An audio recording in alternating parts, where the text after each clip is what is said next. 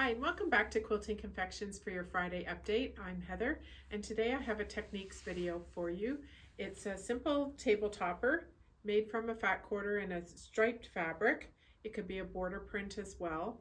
And I'm going to show you how to miter the corners to achieve that look of the stripes going all the way around the center. Okay, so first thing you want to do is to make a square out of your fat quarter, and you can do this a couple of ways. If you need to use two rulers, if you don't have a large ruler, you can put two together to get a starting straight edge here.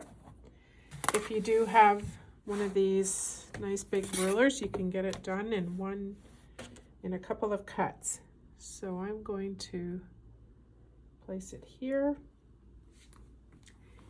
and make two cuts here and here, and I haven't cut.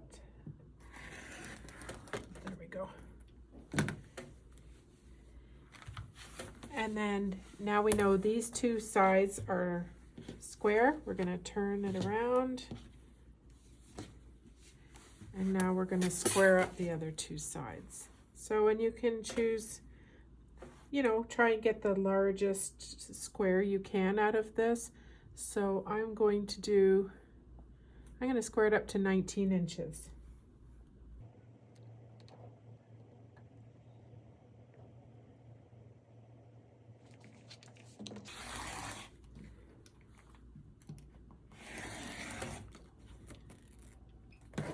So now I have my square. We'll set that aside. Are you ready? Okay, next we're going to cut our border print. And so I just wanted to show you a couple of different options. So this blue fabric has multicolored different stripes on it. That's a good one to use. And you just have to decide how wide you want your border to be and make sure you have enough repeats in the stripe. So you can decide to, start here at this blue line.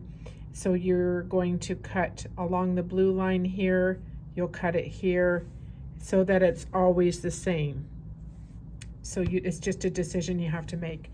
If you're using a border print, it's already kind of made for you, and you just cut along the line. So you're going to do this rather than folding your fabric, you're going to have it opened up, so you're making a single cut, and you're just going to place your ruler along the line in the design. So in this fabric, you can decide to do just these two lines for your border. You can have just the cardinals, or you can use both of them and have a nice wide border and use the plaid, the holly, as well as the cardinals in your border.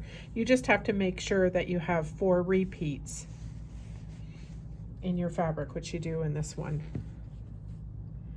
So now I'll show you how to do it with the fabric that I've chosen for my table topper, and I'll set these aside. So I'm ready to cut the borders on the fabric that I'm going to use for my table topper, and I've decided to cut right along this pink, between the pink and the black here, and I'll do it again here, and I have enough to get 4 strips out of this fabric.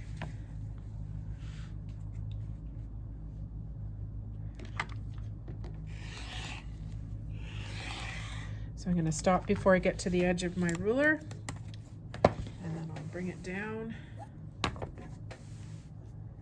not too far down, and just line up with my previous cut.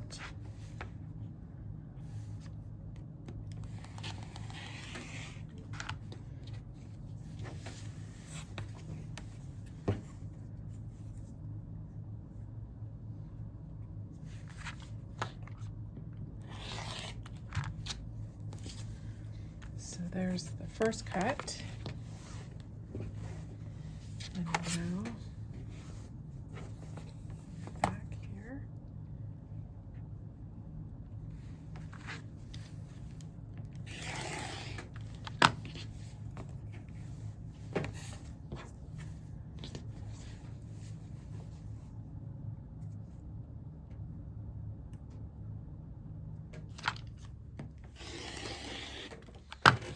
So that's my first border cut, and I'll do this 3 more times in the same place to get 4 borders that are the same.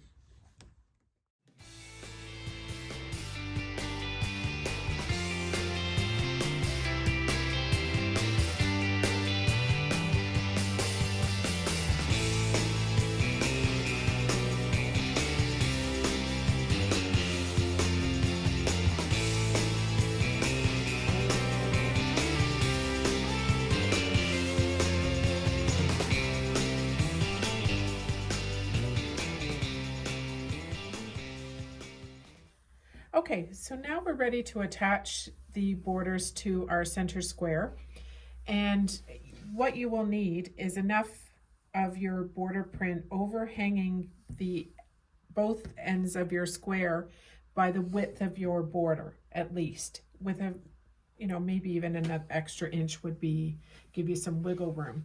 So with this particular fabric, I have a choice. I can put this part of the stripe next to my center square, or I could turn it around this way.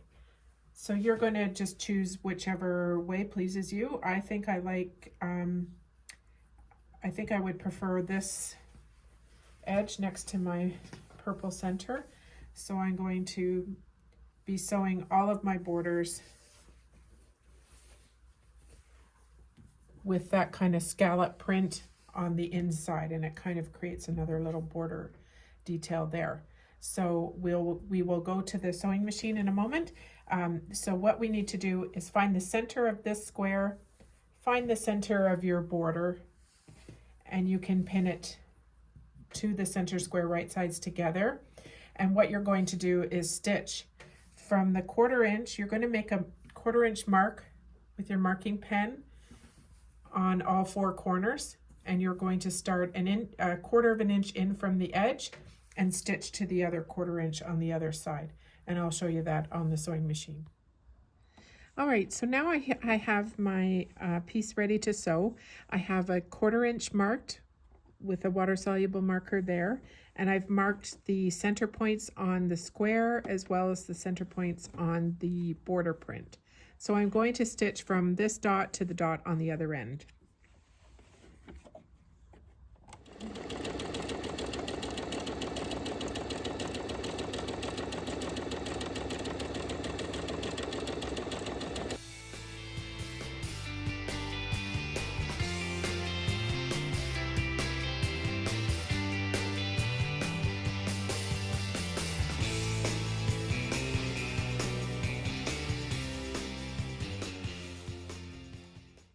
Okay, so far I've sewn 2 borders on, and I've sewn on the opposite sides.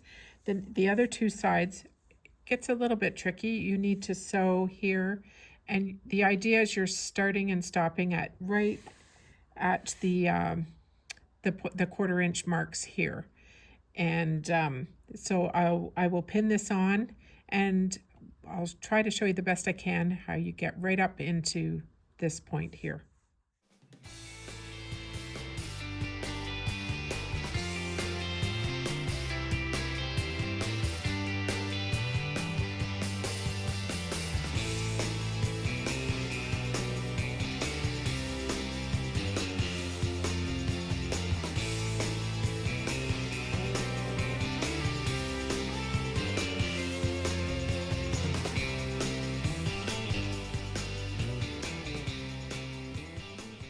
Here I am doing the last side, and it's just really important to get your needle right down next to the previous stitching line there.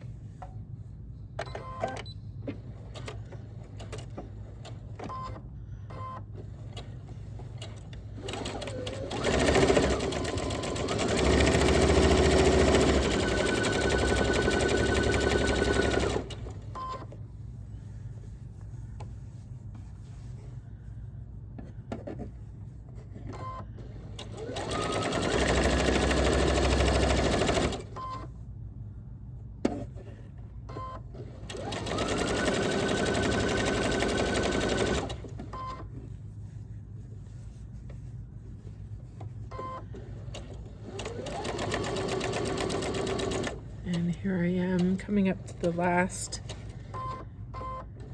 seam and right in close. Now that we have all four border prints sewn onto the center square, we're going to press our 4 seams.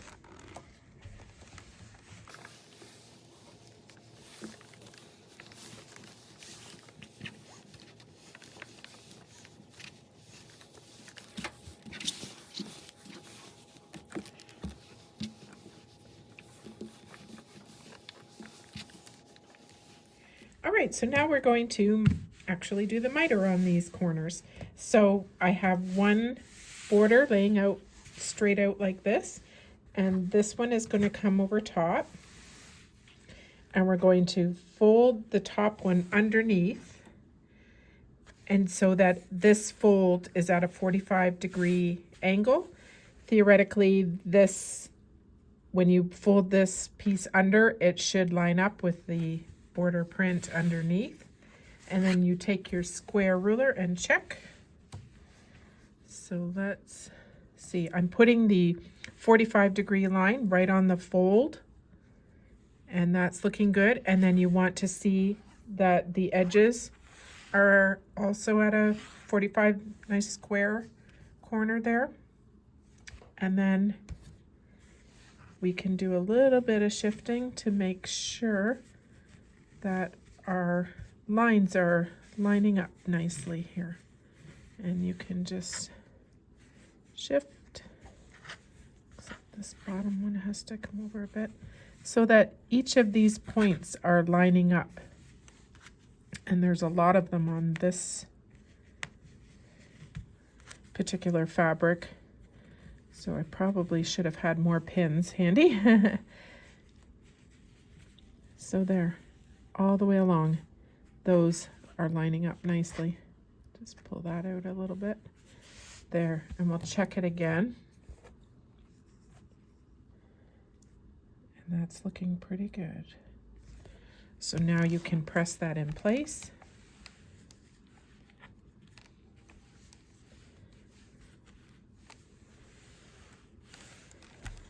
And that's the angle you're going to sew. So I'm going to just carefully open this up. And that fold line is your stitching line. But if you'd rather, you can place your ruler on there and just draw right on that fold line so that you know exactly where you're going to stitch. So you could just draw that line there.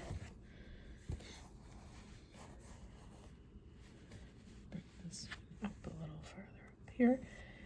And now we're going to take this to the sewing machine again. I'll pin this so that we don't lose our place. I think I'll just pin it right outside here.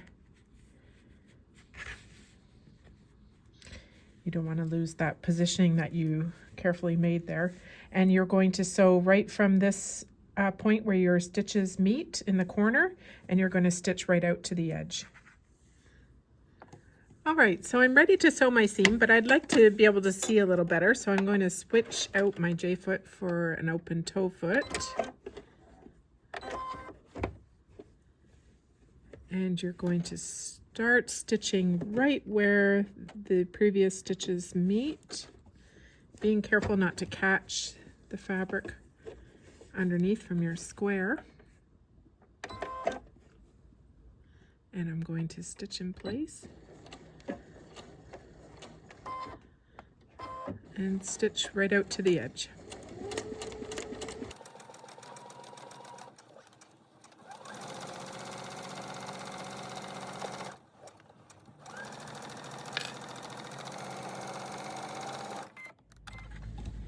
Okay, so I've sewn the corner, and I'm just checking to make sure it looks pretty good. The corners are matched. So the next step is to cut away 1/4 of an inch from your seam here, and then I would press your seam open on this one to get a nice flat seam. We can just do that right now.